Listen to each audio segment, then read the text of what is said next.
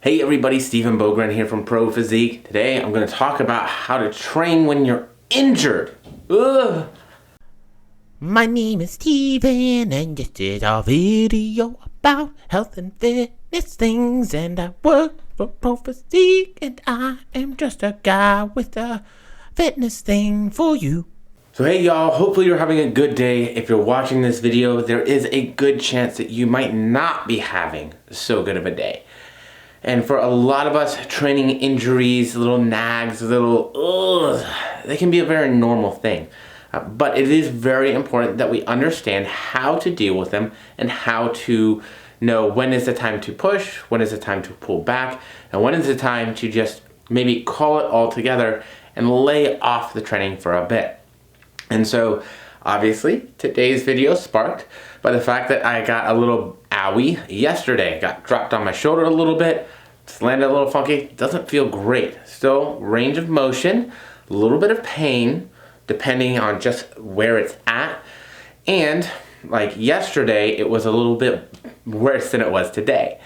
And I think this is a great example of what we can often see. Like maybe my bicep tendon or my forearm just doesn't feel good. I'm like, man, this kind of sucks. And so when we say, how do we train around an injury? Well, the best thing that we can do, and first and foremost, your goal when you go into the gym should always be to leave as healthy as you came to the gym. Now, obviously, mine was a kind of MMA grappling, just funky stuff happens every so often injury. But these things do still often happen in the gym, but we can get a little bit of maybe forewarning with them, right? Maybe not just as, hopefully at least. And what this means for me is if I go into the gym and my low back's just like, yo, Steven, like I don't feel good, I'm tight, you've been sitting too much, you haven't gotten enough walking in, you didn't use a standing desk. I'm not feeling you right now, bud. I'm not feeling you, and I really don't want any of your bogus garbage. Well, maybe those are days where I need to be like, if I have the ability to change things up, maybe I just do a different variation of the exercise. Maybe I do an RDL or a single leg RDL.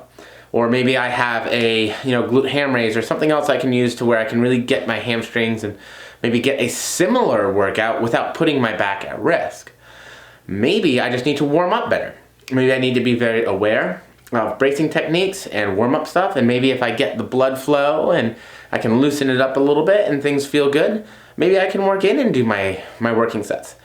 Maybe I get into my working sets and I say, you know what, I'm gonna get into this, I wanna push it, I really wanna get my deadlifts in today, I like them as an exercise. Well, maybe I start warming up and I'm doing my dynamic warm up and I get to 50 or 60% of my working weight and I'm just like, man, you know what? This really doesn't feel good. Maybe that's when I pull the plug on the exercise. But the first and foremost thing that we have to understand in terms of preventing injuries or training with injuries is that prevention, okay? It is that let's make wise decisions because just as I always say, one workout can't make you, but it absolutely can break you. So we do want to be smart in terms of our injury risk reduction or injury prevention stuff and making smart decisions like, hey, the weight's not there, I need to work out at a lower weight today.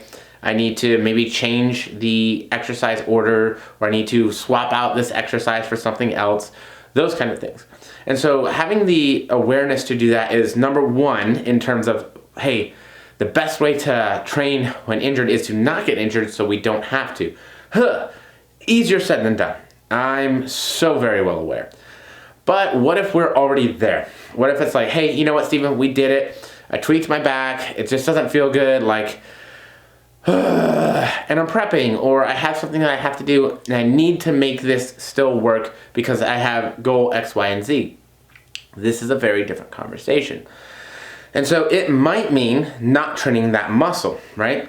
I'm probably not going to be able to do shrugs. We're going to kind of see how it feels. I might go in, I'm going to warm up very lightly. I'm going to do some just no weight movements. I'm going to work in very lightweight.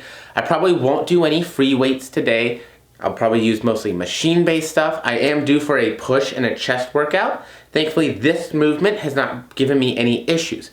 It's been more of this up trap movement, right? So knowing what is your injury affecting? What is that bump, that bruise, that owie, the oucharoo? where is it and what is it affecting? Is it going to affect your ability to press or to push or to do shoulders? Well, maybe we need to be aware of what we're doing for pressing movements. Maybe we can get away with some chest work, but maybe we're not going to be able to do a bench press or a dumbbell press or something that's going to create more stability need. Maybe we need to use something that's going to be machine-based. Maybe we need to do a fly, right? So being aware of how we change up and we modify training so that it still works for us, but without pushing too hard or pushing into things that may exacerbate the injury or make it worse. Generally speaking, when we go into the gym, number one goal is to not get hurt. If we get hurt, the number two goal behind that would be not making that injury worse. We don't want to make it any worse. So really making sure that, okay, if we can find some things that work for us that aren't creating a lot of pain, or that we can get some exercise tolerance in and we can utilize still, that might be a great option. But we don't want to force it. So it might mean really taking a step back from the ego, I know, and warming up slowly. Seeing if these things are going to work for us. If we're having any kind of exorbitant pain or we're not able to tolerate the exercise, maybe then we go to step 3, which is where we just take the exercise out altogether until we're feeling a little bit better. Now, that doesn't mean we don't still have movement, right? We still do the things as long as we can. However, maybe we don't need to load that movement, particularly if unloaded movement is causing pain. Issues with range of motion, issues with our ability to just get through our day-to-day stuff. We might not need to add extra loading to that. Again, pain's telling us something. So maybe it's wow, this is really bad, and I got in and I kind of started to play with a little couple things and just nothing feels good. All right, I'm just gonna call it. I'm just gonna go home. It is what it is. That is the hand I've been dealt. We're not working out today, or at least we're not working that thing out. Maybe we can still, if it's an upper body injury, we can still train legs, right? Maybe we could use something like BFR if it's like not so bad to where we can't train at all. There are still options. And maybe instead of, okay, well, I'm having a real hard time because I did something to my back or I did something to my shoulder, right? Well, I can still train legs, and maybe if I'm still having to diet, I'm still having to prep, I can make sure I'm getting in cardio at least, as kind of a supplementary thing to still have some semblance of calorie expenditure. Again, there are a lot of different things that we can do to work around this, but they have to follow rule number 1 and rule number 2, which is prevent injuries as well as possible. And then in the case that we do have an injury, because all exercise has its inherent risks, when we do get an injury, we're doing everything we can to make sure it's getting better and not worse. And that becomes very important.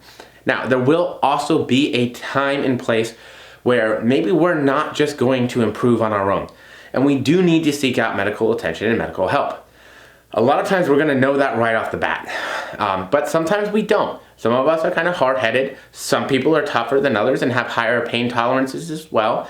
And some of us, we just like, this has been bothering me for a while. And I'm like, hey, Steven, this is real bad. You need to, So being aware of how the severity of the injury is and making sure we're involving medical professionals if and when it's appropriate as well, or necessary. Now, that is not a fun conversation to have, and again, we always want to adhere to what the medical professionals are saying too and respect that as well. But again, the longer we take to do these things, the longer it takes us to get back to doing the things that we want to do.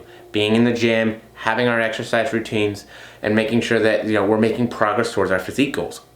So, is it optimal to train with an injury? Of course not. But life isn't optimal. Nothing's perfect. It just doesn't work that way. So it can be really important to just kind of have an idea of how to work around those things. There's been plenty of times where I haven't been able to do really any extra bicep work, just because my bicep tendonitis was so bad. I could get through my back day work, but as soon as I did any bicep work, I was in a lot of pain and I couldn't handle that extra volume. Guess what? I maintained, I managed, I did what I could while I was able to. Now that things have changed a little bit and that's improved, I can do some more bicep work. And my biceps have come back quite quickly. So it can be very important to also understand this last point that I want to make. If you've made the muscle already, it tends to come back a whole lot easier than when what it took to get it in the first place, okay? So don't be afraid to lose muscle. One, it takes quite a bit longer than you think it does, generally speaking, okay? Two, the only time it really starts to go fast is if we're absolutely not moving at all, okay? And then three, we can get it back pretty easily and with a lot less effort than it took to build it in the first place. So don't lose hope. If things are going bad, be willing to take a step back and to make sure you moderate it. Make sure that you're doing the right things to get things going back in the direction you want. And sometimes that means patience with the process, okay? So I hope this helps. Y'all have a great day.